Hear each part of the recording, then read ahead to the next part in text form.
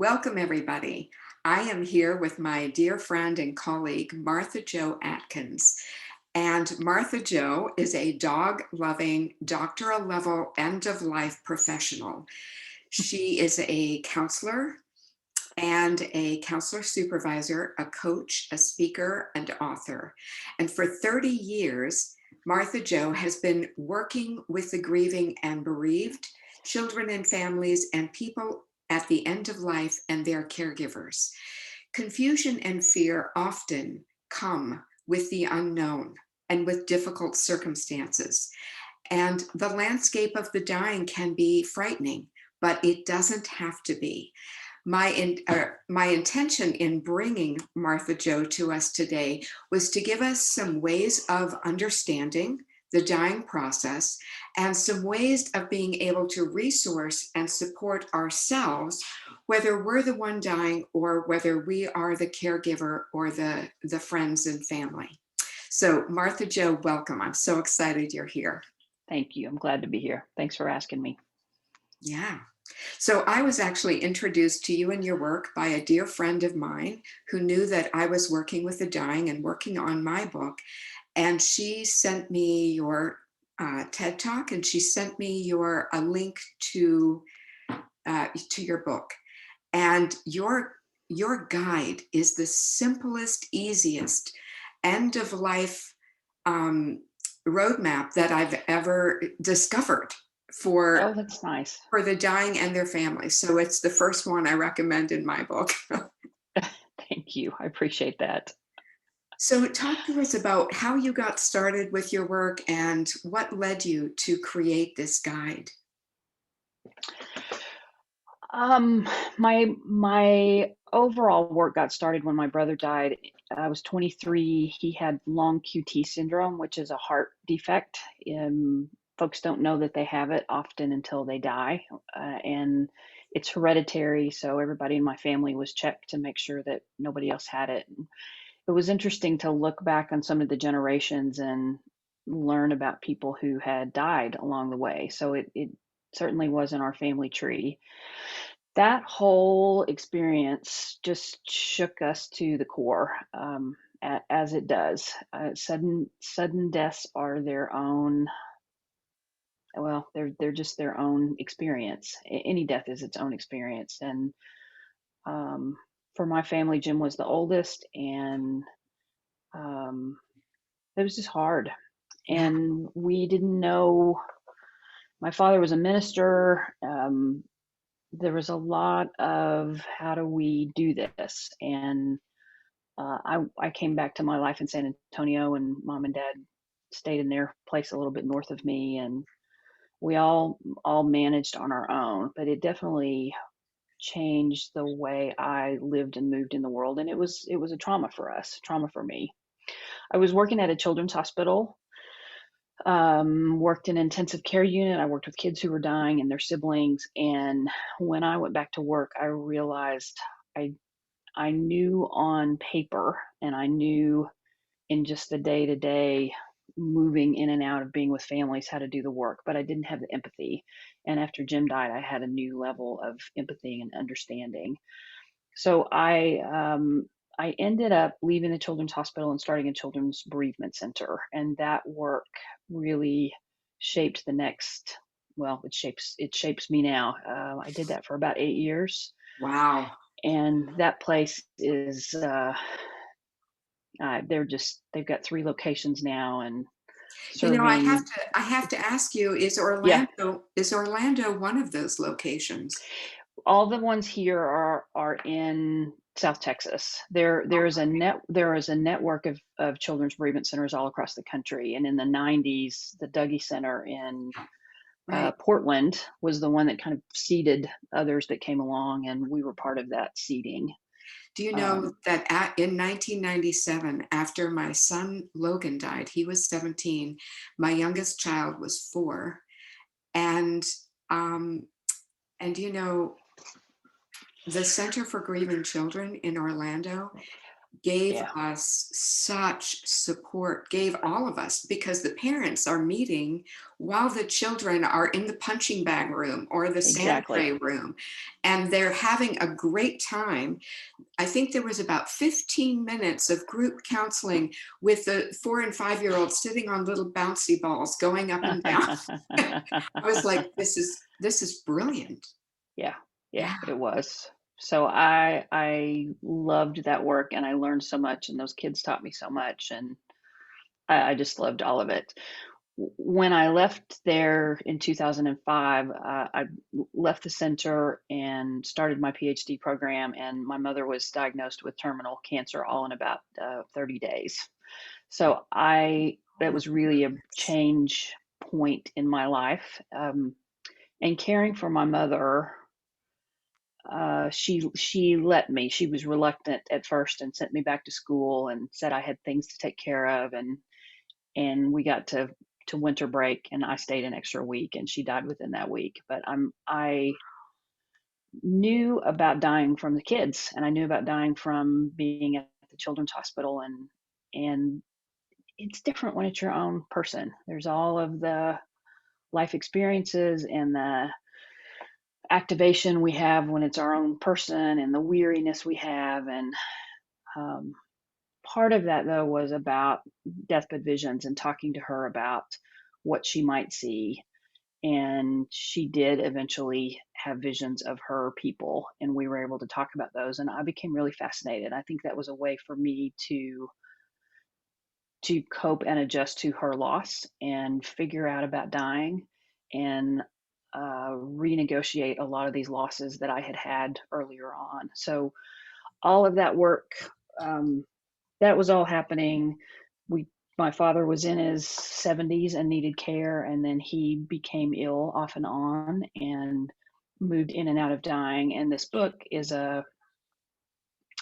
it's from watching him move to the precipice and come back, and to the precipice and come back. And he was mirroring all the things that I was learning about in my doctoral program, and um, through my research. And it was really heartening and bizarre and fascinating. And oh my God, is this really happening? I was kind of doing the daughter and doing the researcher, and it was something. So it took a long time to get that book. I think we started 3 years. It's 80 pages. It's a lot of work for 3 years, but it's And it's beautiful. proud of It's it. called Signposts of Dying, Hmm. and it's such a powerful guide for caregivers. So when my mother died, I was 35, and I actually call Yeah. that an initiation. So you Yes. were you were 23 I when your was brother died. right, and I was 35 when my mother died. Oh, Yeah. wow. And it Yeah. really, these deaths, when it, as you say, when it's your person, these deaths are really deep initiations. Yeah. And I love the Signposts of Dying because some of what you'll see when your loved one is dying is outside the realm of what is commonly understood, or even that Western medicine might talk about or acknowledge. Yeah. Now, how has your book been received? Talk to us about that, because you actually, this deathbed phenomena has been well researched. A lot of the Yeah. books behind me are that Yeah, I know. research, Yeah. but Yeah. not everybody knows about it. Not all end of life healthcare professionals know about these signs. Yeah, or they know and they don't care, or they know and they think it's just it's medication related, or it's the brain dying, or it's lack of oxygen, and maybe those things are so, or maybe it's something else. I just know that they happen. And one of the things I talk about in the book is it's real to the person who's having the experience. It's real to the witnesses who are watching the experience happen. So what do you do with that? The way the book has been received has um, it's really been heartening and surprising and meaningful. I'm really happy to get emails from people who have been at the bedside with their person, and something happens and it's in the book, and then they're able to be in that space and not be so scared because they have a better sense of what's happening and that this isn't out of the ordinary, and these things happen when somebody's dying and it's okay. Right. So it's yeah, it's the people have been kind about it. I appreciate that. That's awesome. So, talk to us about what you're doing now to support people who are at the end of life and their friends and family, their caregivers. So I have a private practice and I work with people who are at end of life themselves. I do coaching, uh, coaching or counseling, depending on what the person needs, and talk to them about their experience, talk to them about um, what they want to do, what kind of goodbyes they want to say, unfinished business, lots and lots and lots of listening. A few questions every now and then, but mostly listening. Right. Lots of the conversations I have are around how to help adult children, and uh, I'm thinking about a class. I don't have it all mapped out yet, but the next class I'm going to do is going to be about um, uh, parents and adult children having conversations about how to help the parent die long before it's necessary. And Right. um, yeah, I'm excited about that. I don't know, the parents I've talked to are excited. The children, 35-year-old children I've talked to are less excited. And it's I think it's going to be okay. So I'm excited about that. And then I work with families. So somebody's got a diagnosis and bring the family together and we talk about rituals, we talk about what the dying experience is like, how to support the person who's dying, um, how to be present, how to change the bed, how to give medication, what things mean, what they might mean, what they don't mean, dealing with difficult personalities. I mean, it's a that whole dying experience is just a petri dish of personality, and it's fun from over here. It's fun. Sometimes it's exhausting, but mostly it's fun. Right. And can we also talk? I know we're about maybe 6 months away. We're in Yeah, March right now, but can yeah. we talk about dying school? So I have always wanted to teach a graduate level course on death and dying, and I pitched one to a university here, and they said yes. And then some things happened, and we didn't get it done. And I thought I could just make one. I'll just do one on my own. So I did a beta test of a dying school and did it for I think it ended up being 13 weeks, Mhm. and had 45 people and about 28 or so that would show up to the calls, and we dove in. Those women, you were one of them, Yes, it was amazing. just jumped in, and I didn't I thought I understood how much healing was going to happen, but I didn't understand how much healing was going to happen. It And was so and profound. it really was. So as is wont to happen when we talk about something that's big that we keep under the surface, when we start to bring things to light, other things come to light. And this was a really beautiful heart opening experience with lots of learning. And we had a master teacher who was supposed to be at end of life, but the woman hadn't died yet, has not died yet. And I No, say she that with hasn't. all the love in my heart for her. And she would laugh at that. I'm not being bad there. She she has just kept on, and that happens sometimes, which has been part of the learning too, which is great. Dying has its own timeline. But, People have based their on own your timeline. relationship with her, she was willing to come and answer our questions and Yeah, talk about the actual dying process. She really, my impression of your work and my work and her work yeah, is that we all want to bring death back into the circle of life yes, and make it a natural family centered experience. And she was so generous in her willingness to share her family and what she was experiencing to educate us, to make us less afraid. And Yeah. we had women in this course whose family members died during this 13 weeks, Yes. and we were able to support them. Oh, it was just astounding. So, one of the things Yeah. I want to just highlight, just put the spotlight on, is Martha Jo, you have had a lot of training in somatic education. You've had some training Yeah. in trauma. Of course, Yep. we would like death not to be traumatic. We would like it to be natural and organic. But the Yeah. loss, the anticipatory grief that the dying person feels and the family members feel often feel traumatic because they're not resourced. They don't know what to Mhm. expect. Exactly. And so I saw Exactly. in dying school, I saw your capacity because of your training with trauma and somatic education. I saw just this depth of capacity of um, ability to work with people who were in overwhelm. They were in Yeah. a non-resilient state.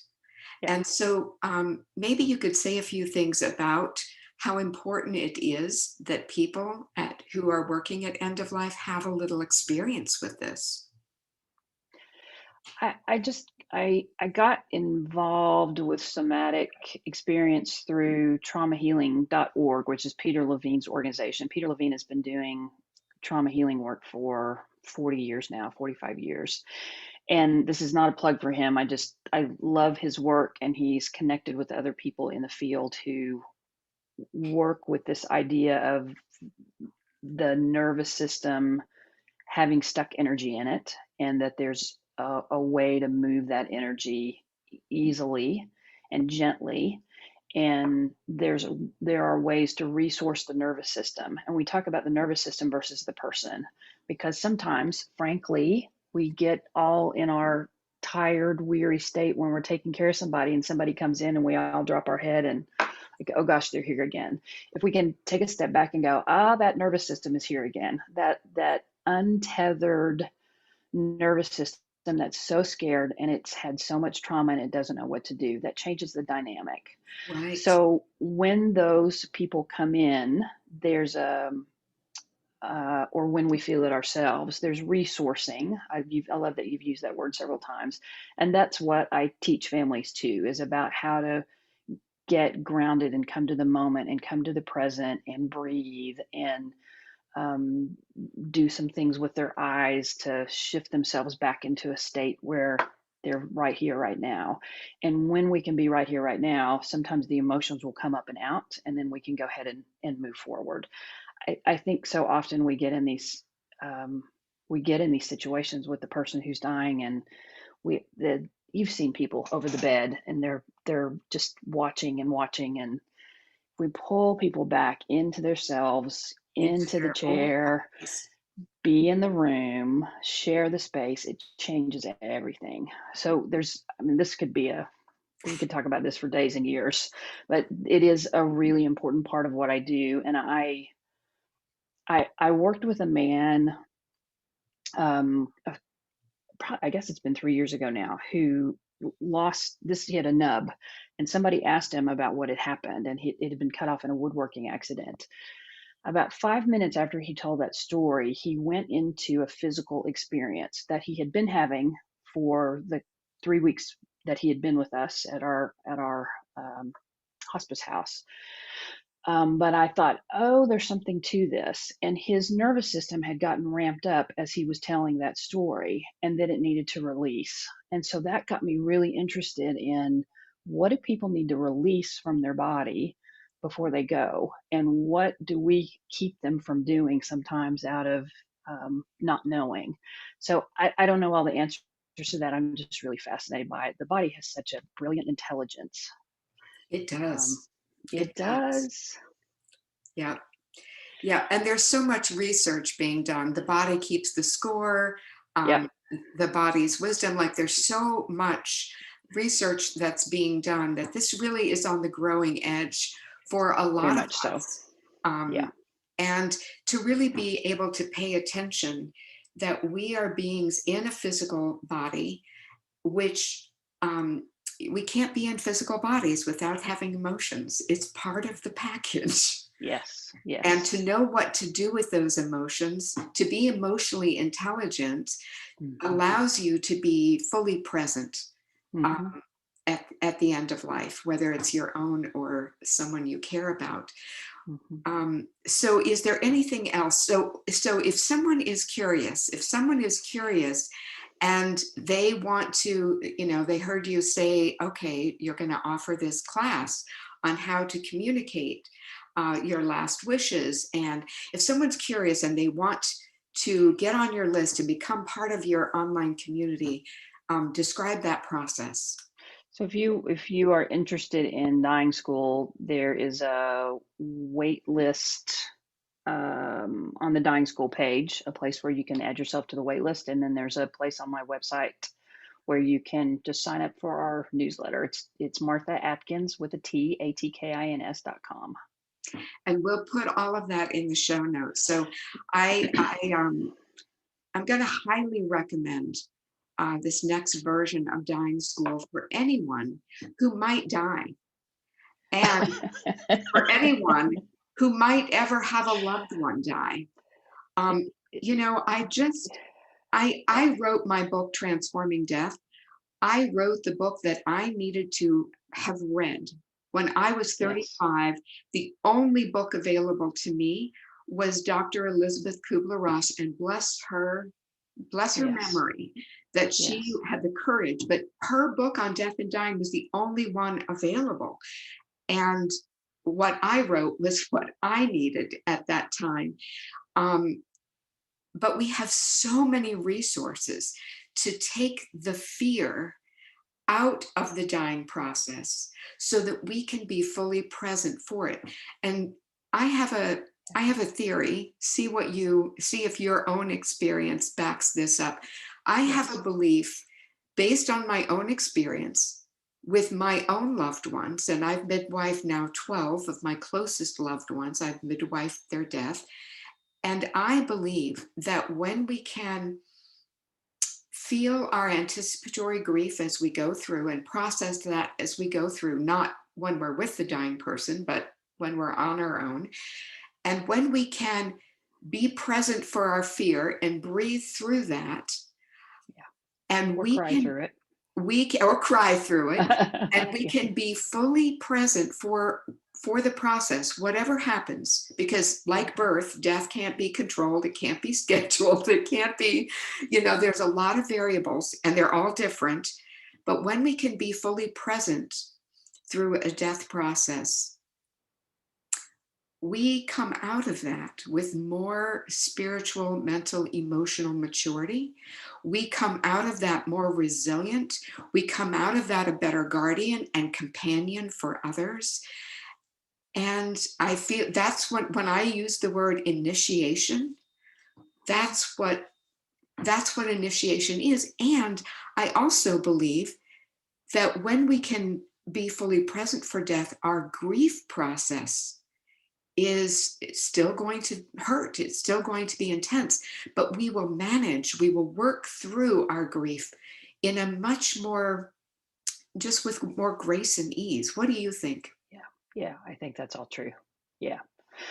I had a really beautiful opportunity to do ritual work with a woman who was dying in her community, and there were probably 20 people in the room, and we did a ceremony where people anointed and did, we called it an unwinding ceremony, and um, talked about unwinding the spirit from the body. And they all went and made an unwinding motion on her somewhere, on her arm, on her face, and talked to her. And it was uh, really at the surface, you could just feel people. And finally, somebody lost it. And when I falling apart to fall together is what I say that is. And it was that falling apart allowed for the whole room to release and be in the grief. And even as I think about it, I get emotional because it was so powerful and so profound. There's a group of her people, her close women friends, who came to see me after the funeral, and they said the funeral was such a joy to us. All that hard work, the hard part of the grief, we did together with her. And then at the funeral, it was like, okay, this is okay. And what they imagined this big awful thing to be was a life event that they did as community, and they could share and could go back and talk about. And I think that piece, whether the community is 3 people or whether it's 30 people in the room, is so powerful and so um, meaningful and can be full of joy.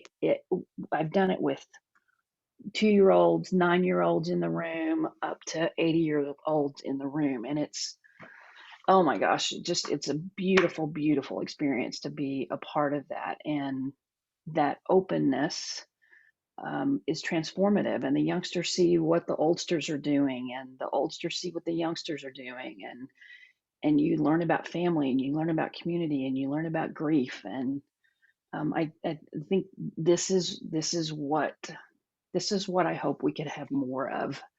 Um, and I do. I'm right there with you. Resilience, and you learn about emotions, and you learn that it's okay to cry. You learn that it's okay to cry in front of other people. You learn that it's okay to laugh. You can touch somebody who's dying.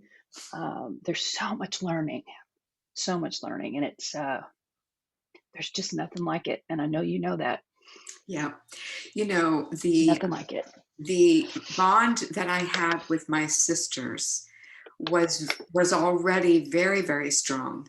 I'm the oldest of 7 children, 5 of us are girls, and yet after my mother died, we were the ones who dressed her body and Yes. prepared her body for burial. Yes. And I remember walking into the door, the funeral home kind of ushering us into this room. And he opened the door, and the room was cold, and there was this harsh yellow light. Her cold body was naked under a sheet, and everything in me, I was just like, no, no, I can't do this. I can't. I just wanted to run away. And it had been my idea. I had a Yeah. friend who was the first female funeral director in the state of Tennessee, where I lived at that time, Sharon Turnbull, and she suggested to me that I offer to my mother, do you want us to be the ones to prepare your body? And she, of course, said yes. And in the moment, like I was like, I don't want to do this. It was scary. But we walked in, and all of us, every single one of us, felt her presence, not in her body, but with us in the room. Yes. And Yes. somehow we knew what to do. And by the end of that ceremony, and it really was a ritual, by the end Yes. of that ceremony, the bonds of love between us were so strong. I just don't even have words to describe. So when we take care of the birthing mother, when we take care of the dying person and their body Yes. after their death, like something in our own bodies is actually comforted. We are Yes. physical beings, and to take care of the bodies of our own dead is a Yes. profound honor. Yes. Yeah, I agree. 1,000%. Yeah. 1,000%. And like you say, these are the kind of experiences in which community is created. I was with a group of men whose friend had died, and the man's brother wanted to touch him, and he was having such a hard time. And there was this big old beer drinking, pickup driving beard guy who got one of the wash rags. I brought in the basin and the wash rags, and I had stepped back, and he walked him through it. Oh, And usually it's the women who do it. This was all the men. There were 2 women up at the top working with his hair, and those men did the whole rest of his body. And I was back over in the corner just weeping. It was so beautiful because I don't often see that. And the way they were caring for each other and caring for him, I thought I hope I hope I have people around me who will do that when it's my time. I'm gonna make that happen. I'm gonna have those people around. Um, I think that's one of the reasons Suzette and I talk about this. We do this training, so we'll have people who know what to do when we get to this place. Right.